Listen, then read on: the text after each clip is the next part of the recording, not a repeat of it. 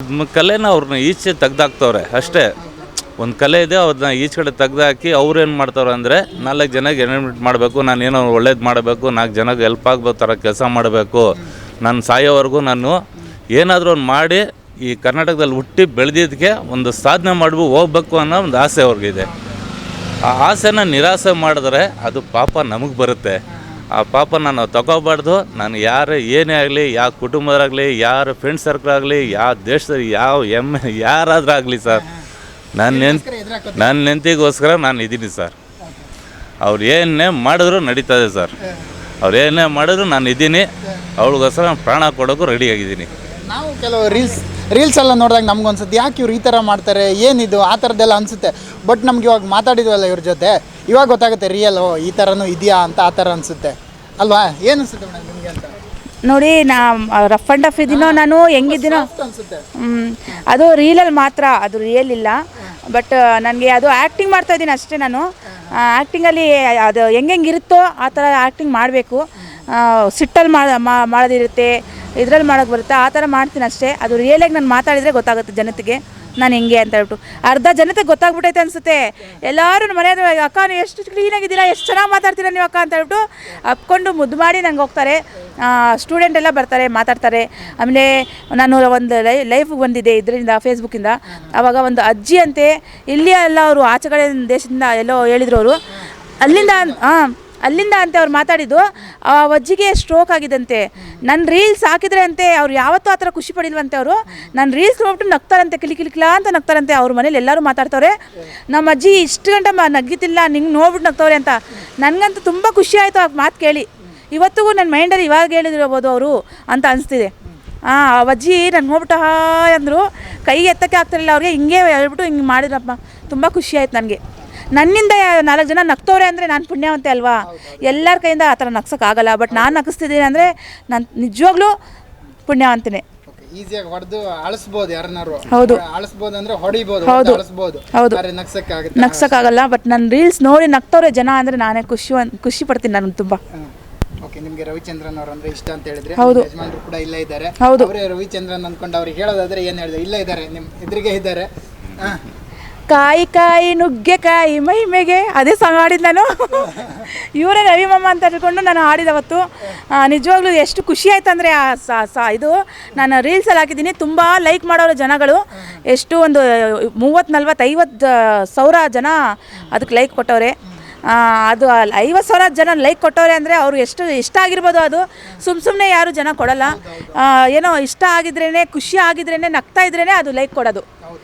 ನನಗೂ ತುಂಬ ಇಷ್ಟ ಆಯಿತು ಅದು ಲೈಕ್ ಕೊಟ್ಟಿದ್ದು. ನನಗೆ ಇಷ್ಟಪಟ್ಟಿದ್ದು ಲೈಕ್ ಕೊಟ್ಟಿದ್ದು ನನಗೆ ತುಂಬ ಇಷ್ಟ ಆಯಿತು. ನೀವು ಆಟೋ ಓಡಿಸ್ತಿರುವಾಗಲೂ ಕೂಡ ಎಲ್ಲರೂ ಬಂದು ಮಾತಾಡ್ತಾರೆ? ಹ್ಞೂ ಸರ್, ಆಟೋ ಓಡಿಸ್ತಾ ಇದ್ದರೆ ಎಲ್ಲರೂ ಬಂದು ಮಾತಾಡ್ತಾರೆ, ಎಲ್ಲರೂ ನೋಡ್ತಾರೆ, ಎಲ್ಲರೂ ಪ್ರತಿಯೊಬ್ಬರು ಕಂಡುಹಿಡಿದೆ. ಸರ್ ನೀವು ರೇಷ್ಮಾ ಅವ್ರ ಹಸ್ಬೆಂಡ್ ಅಲ್ವಾ ಅಂತ. ಸರ್ ಹೆಂಗೆ ಕಂಡುಹಿಡಿದ್ರೆ? ಸರ್ ನಿಮ್ಮದು ಫೇಮಸ್ ಬಿಡಿ ಸರ್ ನೀವು ಅಂತ ಹೇಳ್ತಾರೆ. ಖುಷಿ ಆಗುತ್ತೆ. ಒಂದು ಅಂದರೆ ನಿಮ್ಮ ಮಕ್ಕಳಿಗೆ ಏನಾದರೂ ತೊಂದರೆ ಆಗ್ತಿದೆಯಾ ಅಂತ ಸ್ಕೂಲಲ್ಲಿ ಈ ಥರ? ಇಲ್ಲ, ಮಕ್ಳಿಗೆ ಏನು ತೊಂದರೆ ಆಗಲ್ಲ. ಮಕ್ಳ ಹತ್ರನೂ ಹೇಳ್ತಾರಂತೆ. ನಮ್ಮ ಫ್ಯಾನ್ ಆಗ್ಬಿಟ್ಟವ್ರೆ. ಅಲ್ಲಿ ಹೋಗಿ ಆಟೋ ನಿಲ್ಸಿದ್ರೆ ಹಾಯ್ ಅಕ್ಕ ನಾ ಫ್ಯಾನ್ ಅಂತ ಬರ್ತಾರೆ. ಅದನ್ನೂ ಒಂದು ಟ್ರೋಲ್ ಆಗಿಬಿಟ್ಟಿದೆ. ಇವರೆಲ್ಲ ನಮ್ಮ ಮಗನ ಮಕ್ಕಳು ಅಂತ ಹೇಳ್ಬಿಟ್ಟಿದ್ದೀನಿ. ಅದೆಲ್ಲ ಟ್ರೋಲ್ ಆಗಿಬಿಟ್ಟಿದೆ. ಅದು ಅವರು ಅಷ್ಟು ಜನ ಬಂದು ನಾನು ಮಾತಾಡ್ಸಿದ್ರಲ್ಲ ಮಕ್ಕಳು. ಆವಾಗ ಮಕ್ಕಳು ಮಾತಾಡ್ಸಿ ಖುಷಿಗೆ ನನಗೆ ನನ್ನ ನಾಲ್ಗೆ ದಪ್ಪ ಬೇಗ ಹೊರಡಲ್ಲ ಮಾತುಗಳು. ಆವಾಗ ಇವರೆಲ್ಲ ಫ್ರೆಂಡ್ಸು ನನ್ನ ಮಗನ ಮಕ್ಕಳು ಅಂತ ಹೇಳ್ಬಿಟ್ಟಿದ್ದೀನಿ. ಅದೆಲ್ಲ ಟ್ರೋಲ್ ಆಗಿದೆ. ಪ್ರತಿಯೊಂದು ಮಾತಾಡಿದ್ರೇ ಟ್ರೋಲ್ ಆಗುತ್ತೆ. ಏನು ಒಂದು ಪ್ರತಿಯೊಂದು ವಿಡಿಯೋ ಕೂಡ ಮಾತಾಡಿದ್ರೆ ಟ್ರೋಲ್ ಆಗುತ್ತೆ. ನನ್ನ ನಾಲ್ಗೆ ಆ ಥರ ಇದೆ.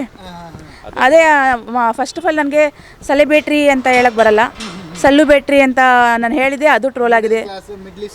ಮಿಡ್ಲಿ ಸ್ಕೂಲು, ಅದೇನು ಮಿಡ್ಲ್ ಕ್ಲಾಸ್ ಅಂತ ಸೆಲೆಬ್ರೇಟ್ರಿ ಅದೆಲ್ಲ ಹೇಳಕ್ಕೆ ಬರಲ್ಲ ನನಗೆ. ನಾಲ್ಗೆ ಹೊರಡಲ್ಲ. ಆಮೇಲೆ ಅದು ಡಿಪ್ಲೊಮೇಷನ್ ಅದು ಹೇಳಕ್ಕೆ ಬರಲ್ಲ ನನಗೆ. ಅದು ಏನಂತ ಗೊತ್ತಿಲ್ಲ ನನಗೆ. ಅದು ಡಿಪ್ಲೊಮೇಷನ್ಗೆ ಹೋಗ್ಬಿಡ್ತಾರೆ ಅಂತ ಹೇಳ್ತಾರಲ್ಲ, ಅದು ನಿಜಾನೇ. ಅದು ನನಗೆ ಹೇಳಕ್ಕೆ ಬಂದಿಲ್ಲ, ಇಂಗ್ಲೀಷ್ ಬರಲ್ಲ ನನಗೆ. ಅದಕ್ಕೆ ಡಿಪ್ಲೊಮೇಷನ್ಗೆ ಹೋಗಿದ್ದೆ ನಾನು, ಡಿಪ್ಲೊಮಾ ಹೋಗ್ಬಿಡ್ತಿದ್ದೇನೋ ಅಂತ ಹೇಳಿದೆ. ಓಕೆ, ಎಲ್ಲ ಆಯಿತು. ಇವಾಗ ತುಂಬ ನಿಮ್ಮನ್ನು ಪ್ರೀತಿ ತೋರಿಸ್ತಿದ್ದಾರೆ ಜನರಾಗಿರ್ಬೋದು. ಏನು ಹೇಳ್ತೀರಾ ಆ ಜನರಿಗೆ, ಏನು ಹೇಳ್ತೀರಾ ಅಂತ ಕೊನೆಯದಾಗಿ ಹೇಳೋದಾದ್ರೆ? ಎಲ್ಲ ಜನತೆಗೂ ನಾನು ತುಂಬ ತುಂಬ ತುಂಬ ಚಿರುಣೆ ನಿಮ್ಮದು. ನೀವು ಎಷ್ಟು ಪ್ರೀತಿ ಕೊಟ್ಟಿದ್ದೀರಾ, ನನಗೆ ಎಷ್ಟು ಬೆಳೆಸಿದ್ದೀರಾ ಅಂದರೆ ನಾನು ಪುಣ್ಯವಂತೆ. ನಿಮ್ಮ ಮಡ್ಲಲ್ಲಿ ನಂಗೆ ಹಾಕ್ಕೊಂಡ್ರಿ, ನಿಮ್ಮ ಮನಸ್ಸಲ್ಲಿ ಹಾಕ್ಕೊಂಡ್ರಿ. ನಾನು ತುಂಬ ಖುಷಿ ಆಗ್ತಿದೆ ನನಗೆ. ನಮ್ಮ ಅಪ್ಪ ಅಮ್ಮ ಪ್ರೀತಿ ಎಷ್ಟು ತೋರಿಸ್ತಿದೆ ಅದಕ್ಕಿಂತ ಡಬ್ಬಲ್ಲು ಆ ದೇವ್ರ ಪ್ರೀತಿ ನೀವು ಕೊಟ್ಟಿದ್ದೀರಾ ನನಗೆ. ಎಲ್ಲರಿಗೂ ಧನ್ಯವಾದ ಹೇಳೋಕ್ಕೂ ಇಷ್ಟಪಡ್ತೀನಿ. ಎಲ್ಲರೂ ಈ ಥರನೇ ಪ್ರೀತಿ ಕೊಡ್ತಾಯಿರಿ ನನಗೆ, ಇನ್ನೂ ಜಾಸ್ತಿ ಬೆಳೆಸಿ ಅಂತ ಹೇಳೋಕ್ಕೆ ಇಷ್ಟಪಡ್ತೀನಿ. ನಾನು ಬೆಳೆದ್ರೂ ನಾನು ಯಾರ್ಯಾರು ಹೆಲ್ಪ್ ಮಾಡಬೇಕು ಅಂತ ಹೇಳಲ್ಲ, ಅದು ಹೇಳೋರೆ ಈ ಕೈಯಿಂದ ಮಾಡಿದರೆ ಈ ಕೈಗೆ ತೋರಿಸ್ಬೇಡ್ದಂತೆ ನಾವು. ಆ ಥರ ನಮ್ಮ ಪುನೀತ್ ರಾಜ್ಕುಮಾರ್ ಸಾರು ಎಷ್ಟು ಹೆಲ್ಪ್ ಮಾಡೋರು, ಅವ್ರು ಹೇಳ್ಕೊಂಡಿಲ್ಲ.